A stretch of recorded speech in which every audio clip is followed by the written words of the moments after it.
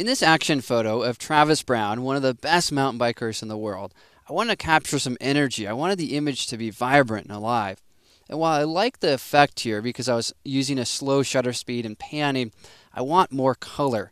So with this photograph, we're going to examine how we can use some color adjustments in order to bring out some of the tone even when we have a high level of contrast like we have here.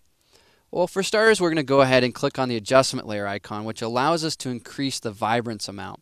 Let's click on that icon and then simply increase the vibrance. What this will do is it will bring out some of the colors that we may not have noticed, like the blues here and some of these darker tones. And already the image is looking a little better. Next, we'll employ one of the techniques we've used previously, which is to click on our adjustment layer icon, and then to choose curves, and then to change the blending mode, say to soft light or overlay. Now when we do that, it gives us this great contrast and color saturation. And if I exaggerate this by going to overlay, we can see, yeah, those colors are really vibrant and alive.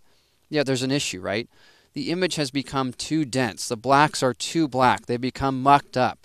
So this isn't going to work for us. Well, fortunately for us, there is a great workaround, and here's what it is.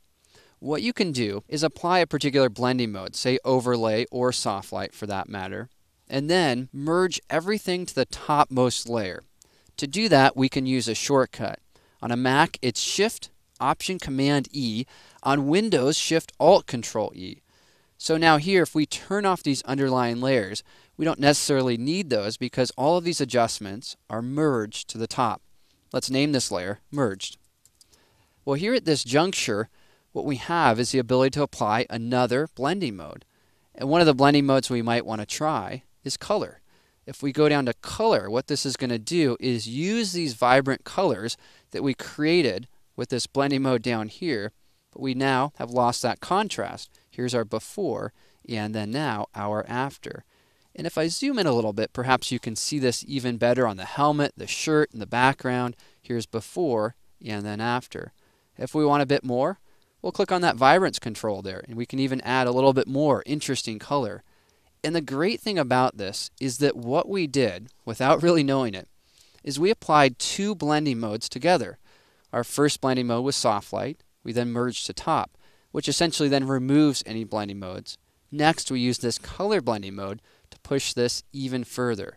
So this is a great technique, especially when you have images like this where you have a lot of contrast, but where somehow you want to bring out some of these interesting colors. Well, let's take a look at our before and after. Here we have it. Before, this feels a little bit pale, and then after, that has some really nice vibrance and color saturation that makes the image come to life.